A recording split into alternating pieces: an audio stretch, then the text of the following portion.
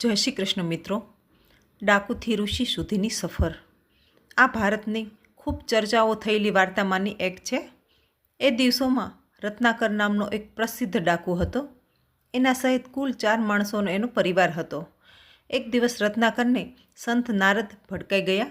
હવે કાયમની જેમ એને નારદને પણ માર્ગમાં રોક્યા અને સ્વેચ્છાથી બધો કિંમતી માલ સામાન આપી દેવા કહ્યું.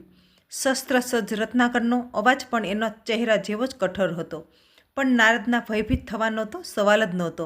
આમ પણ જેને ભય ઘેરી વળે એ સંત કેવો? એટલે નારદ તો ગભરાયા વિના રત્નાકરને સીધો સવાલ કર્યો કે તું આ પાપ અને હિંસાનો રસ્તો છોડી કેમ નથી દેતો? રત્નાકર બોલ્યો, જો હું આ લૂંટફાટ બંધ કરી દઈશ તો મારા પરિવારની કેવી રીતે પાળીશ? નારદ બોલ્યા, તું જાણતો નથી, પણ આ તું બહુ ખોટનો ધંધો કરી રહ્યો છે. લૂંટફાટ અને હિંસા કરવાનું બધું પાપ તારા એકલાને માથે લાગી રહ્યું છે અને તમારા પરિવારને બાકીના 3 સભ્યો મફતમાં મજા માણી રહ્યા છે. એટલે તું તેમના માટે આ બધું કરી રહ્યો છે. એ બહેતર છે કે પહેલાં એમને જઈને પૂછતો ખરો કે તેઓ બધા આ પાપના ભાગીદાર બનવા તૈયાર છે કે નહીં. રત્નાકર બોલ્યો, કેમ નહીં થાય? છેવટે આ બધું બીજા કોના માટે કરી રહ્યો છું? નારદ હસીને બોલ્યા, તું આવું માનીને ન ચાલ, જઈને પૂછી લે, વાત સ્પષ્ટ થઈ જશે. વાત રત્નાકરની સમજમાં પણ આવી ગઈ. પહેલાં પૂછવાનું શું ખોટું છે?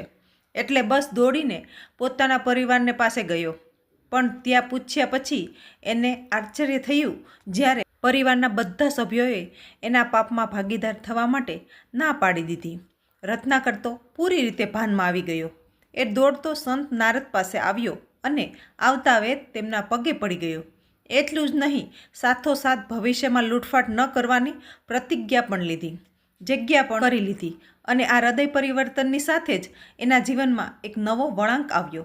જોતજોતામાં તો એ રત્નાકર ડાકુમાંથી ઋષિ વાલ્મીકી બની ગયા. આટલું જ નહીં, આ જ વાલ્મીકીએ ભારતના બહુ ચર્ચિત ગ્રંથ રામાયણની રચના પણ કરી. તો મિત્રો, આપણને આ વાત પરથી સાર મળે છે કે જે કોઈ પણ પોતાના પરિવારને સુખ શાંતિ અને સમૃદ્ધિ આપવા માટે કોઈ પણ સીમા ઓળંગવા તૈયાર રહે છે, અથવા જે પોતાના પરિવાર માટે પોતાનું જીવન કુરબાન કરી રહ્યા છે, એ બધા એકવાર સભાનતાપૂર્વક વિચારવાની જરૂર છે કે શું પરિવારના દરેક સભ્યો સમૃદ્ધિ પામવા માટે સારા નરસા રસ્તા અપનાવવામાં આવે છે એની સાથે સહમત છે કે નહીં? અને વળી કુદરતની આ લીલામાં જ્યારે માણસ એકલો આવે છે અને એકલો જ જાય છે, ત્યારે ખરેખર શું કોઈ બીજા માટે કાયમી રીતે કરી શકે ખરું? બસ પોતાનું અમૂલ્ય જીવન દાવ પર લગાવતા પહેલાં મહેરબાની કરીને આ બધા મુદ્દાઓ ઉપર જરૂર વિચારી લેજો. તો મિત્રો, તમને જો આ વાર્તા સારી લાગી હોય તો વિડીયોને લાઈક કરી અને શેર કરજો.